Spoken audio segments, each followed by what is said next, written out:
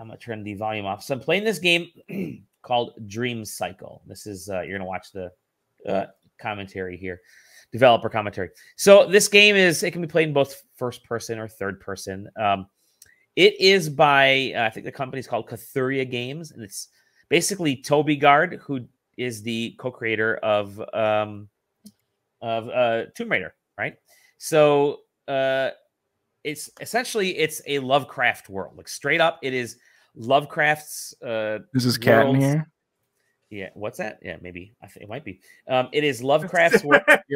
Your goal is to kind of navigate. You're kind of stuck in this dreamland, like the dream version where you're linked to all these different worlds. And your goal is to get back to the real world. You play, I forget the name of the character. She's sort of a sorceress hunter type of thing. I think her name is Morgan Hunter. I don't know. And she's Morgan Freeman. There, Morgan Freeman, related to a character from actual Lovecraft lore, apparently. So your goal as her is to get back to the real world. It's a cool premise. Like you wake up, you can find weapons and stuff. You can unlock powers. It's a roguelite. Okay. So you start off in this floating hub world, which you can kind of see in some of the images here and some of the video.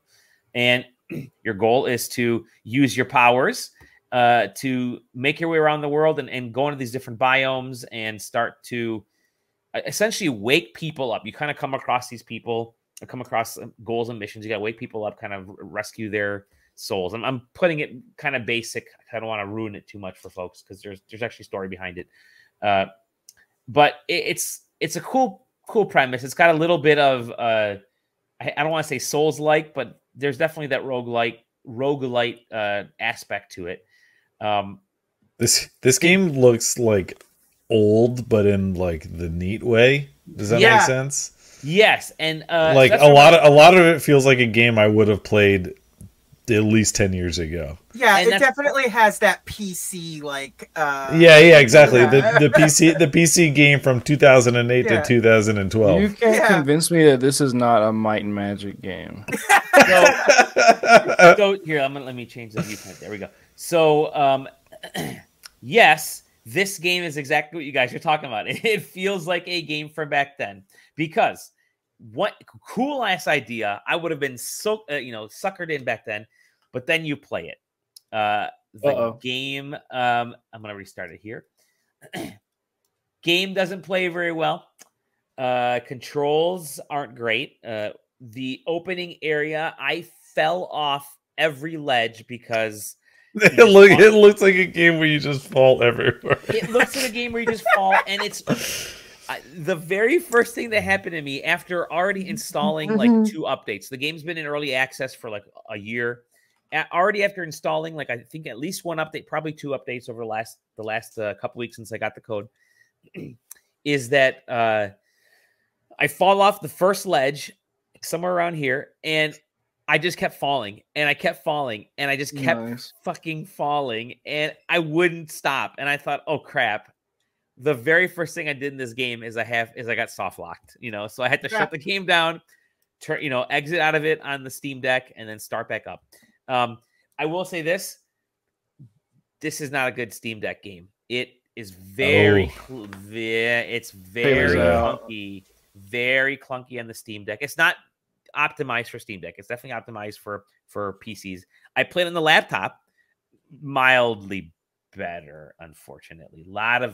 It still feels like this game needs a lot of baking in the oven. Anyways, technical issues aside, which are definitely there. The battles in the game, you can kind of melee weapons or ranged weapons or spells. You kind of see them in some of this video here. There's check out the cool set piece. Yeah. There's like in kind of first person view, you don't see it. In third person view, the animations, you can get hit mid animation and you're injured. It's not like you can get out of getting attacked. Look at that guy. He's just kind of floating in space, right? That's cool. It's cool. the animation system is very stiff. Again, you can get hit mid animation, and then you really can't do anything about it. There's a cool idea of astral projection, which kind of lets us sort of look around and Stranger find Things different reference. things. Yeah, what's that? Oh, is that a Stranger Things reference? Yeah, there you go. It lets us kind of find things, items. But the problem is it functions more like a drone camera rather than astral projection. So it's very sort of clunky. Oh, is that that thing where the camera's zooming out and you're like going yes. into different spots? Okay. Yes. And so it feels like a drone rather than the Eidolon has manifested. This reminds me of Elder Scrolls Blades, the game on the phone. But the biggest thing I don't really know where I'm going because the game starts you off. Okay, make your point. Okay, yeah, I'll make it quick. Yeah, let me make my review quick. I don't know where I'm going. There's no on-screen markers, no directional guidance. There's just some text or a cutscene that kind of informs you, but doesn't, and you don't really know where it's, or I don't really know where it's telling me to go because I've never been here before, right? It make directional objects lighted or a certain color, or just put an arrow on the screen, or give me a map. The world's gorgeous, like I talked about, like great set pieces earlier. Castles falling apart, some like really cool like lighting and just like sense of depth is really cool, and you can kind of see some of the stuff here. It's all really pretty, and you want to I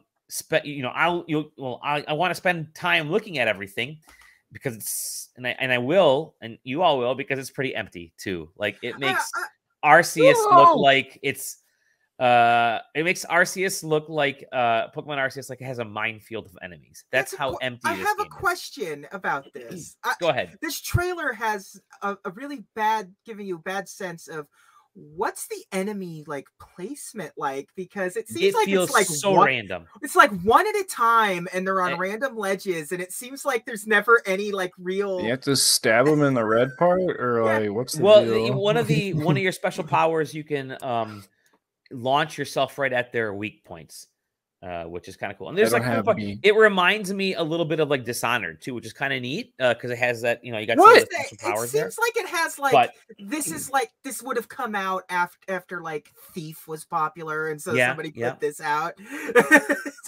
But again, some really cool ideas.